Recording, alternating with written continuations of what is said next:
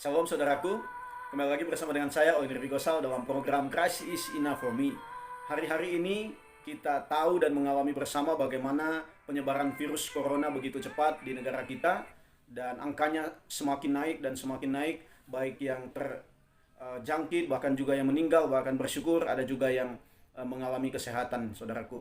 Dan pemerintah menghimbau dengan keras kepada kita untuk tetap berada di rumah supaya kita tidak terjangkit dan tidak menambah rentetan orang yang bisa menyebarkan virus ini kepada orang-orang yang ada di sekitarnya. Dan ini sangat baik ketika saya berpikir apa sih hal yang penting yang bisa kita ambil dari pengalaman ini saudara.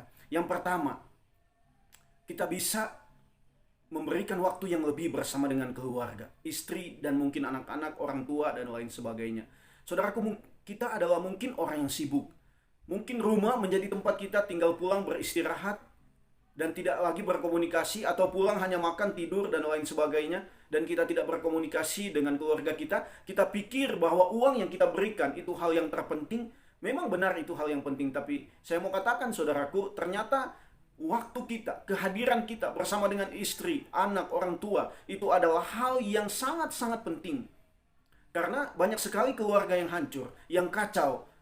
Karena apa? Tidak ada komunikasi yang baik. Mungkin kita sebagai kepala keluarga, sebagai bapak atau sebagai ibu rumah tangga, kita tidak melakukan peran kita dengan baik, dan ini sangat merusak kehidupan keluarga. Jadi waktu ini menjadi waktu yang baik untuk kita bersama dengan keluarga. Yang kedua, waktu ini menjadi waktu yang baik untuk kita bersekutu dengan Tuhan Sang Pencipta. Ini menarik saudara, kenapa? Karena mungkin kita orang sibuk, orang yang tidak punya waktu mungkin untuk berdoa, baca Alkitab, pas bangun pagi mungkin kita langsung ingat pekerjaan kita, tapi waktu-waktu ini menjadi waktu supaya Tuhan mau kita bersekutu dengan Dia, lebih dekat lagi dengan Dia, mencari Dia. Ini menarik saudara. Jadi gunakanlah waktu ini untuk bersekutu dengan keluarga, dengan Tuhan juga. Saudaraku, pagi ini saya mau berbagi tentang kebenaran firman Tuhan bagi kita semua. 1 Korintus pasalnya yang ke-11. Saya mau bagikan sebenarnya ayat 17 sampai ayat 34, tapi saya baca saja beberapa ayat. Ayat 20 di sana dikatakan, apabila kamu berkumpul, kamu bukanlah berkumpul untuk makan perjamuan Tuhan. Jadi ayat-ayat ini, perikop ini berbicara tentang kebiasaan-kebiasaan yang tidak benar, yang salah dalam perjamuan malam, dalam kehidupan jemaat di Korintus. Karena itu Paulus menegur mereka. Kebiasaan yang mereka lakukan yang salah itu apa? Di ayat 21 dikatakan, sebab pada perjamuan itu tiap-tiap orang memakan dahulu makanannya sendiri, sehingga yang seorang lapar dan yang lain mabuk.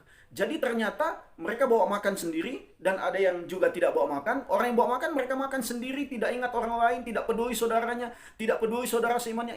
Ini yang ditegur oleh Paulus, bahwa ini adalah cara yang salah dalam perjamuan malam, dalam perjamuan bersama dengan orang-orang seiman, karena mereka tidak peduli dengan orang lain. Mau dia makan atau tidak, yang penting saya makan. Mau dia punya sesuatu atau tidak, yang penting saya makan. Karena itu di ayat 22 sampai 22 Paulus katakan, apa kamu tidak punya rumah untuk bisa makan, atau kamu mau membuat malu jemaat Allah yang tidak punya apa-apa. Nah ini saudaraku, jadi Paulus menegur hal ini. Dan apa yang dikatakan Paulus di ayat selanjutnya, ayat 23 kita lihat. Sebab apa yang telah aku teruskan kepada kamu, telah aku terima dari Tuhan, yaitu bahwa Tuhan Yesus pada malam waktu ia diserahkan, mengambil roti, dan sesudah itu ia mengucap syukur atasnya, ia memecah-mecahkannya dan berkata, inilah tubuhku yang kuserahkan bagimu, perbuatlah ini menjadi peringatan akan aku. Dan ayat 25 saudara, demikian juga ia mengambil cawan sesudah makan, lalu berkata, cawan ini adalah perjanjian baru yang dimeteraikan oleh darahku, perbuatlah ini setiap kali kamu meminumnya menjadi peringatan akan aku. Nah ini saudara, jadi orang Korintus bisa kita katakan sebagian dari mereka adalah orang-orang yang pelit, tidak ingat orang lain, tidak peduli dengan saudaranya. Dan ayat 23 sampai ayat 25, Paulus menceritakan tentang teladannya Kristus. Bagaimana Kristus membagikan roti, dia membagikan cawan yang ada minumannya kepada murid-muridnya, kepada orang yang ikut perjamuan malam. Jadi sebenarnya penegasan yang Paulus mau katakan bahwa hiduplah dalam berbagi. Teladan Kristus memberikan tubuhnya, memberikan dan mencurahkan darahnya, itu adalah teladan bagaimana dia berbagi seluruh hidupnya, bahkan dia rela mati di atas kayu salib untuk setiap orang yang berdosa, bukan orang yang benar, yaitu saya dan saudara dan semua orang yang ada di dalam dunia. Jadi ini saudaraku, jemaat Korintus tidak peduli dengan orang lain, hanya mementingkan diri sendiri. Tetapi Tuhan Yesus, dia memberikan teladan bagi kita bagaimana dia menyerahkan hidupnya, dia menyerahkan tubuh, mencurahkan darahnya untuk manusia yang berdosa. Itu tanda kasih, saudara. Nah, ini menarik, saudara. Karena apa?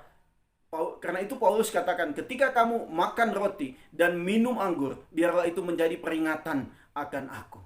Menjadi peringatan bahwa hidup kita sudah ditebus oleh Kristus. Karena ia mencurahkan darahnya di atas kayu salib untuk menebus kita.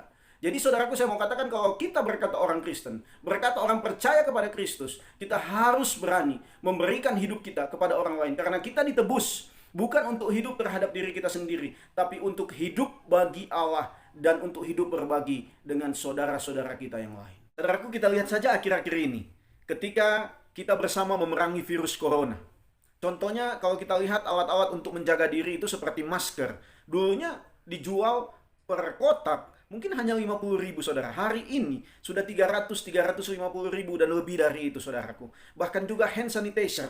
Kita lihat betapa sulit didapat, bahkan juga harganya begitu mahal, saudaraku. Dan bahan-bahan makanan hari-hari ini mungkin yang kita beli dengan harga yang di bawah sekarang sudah naik, saudaraku. Nah, menjadi pertanyaannya bagi kita, sebenarnya ketika kita sebagai orang Kristen yang menjadi pedagang, bagaimana respon kita?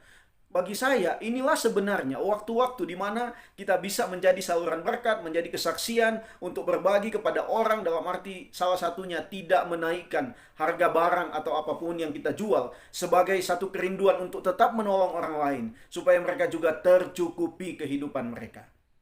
Kiranya ini menjadi perenungan bagi kita semua, saudaraku. Tuhan Yesus memberkati kita. Shalom.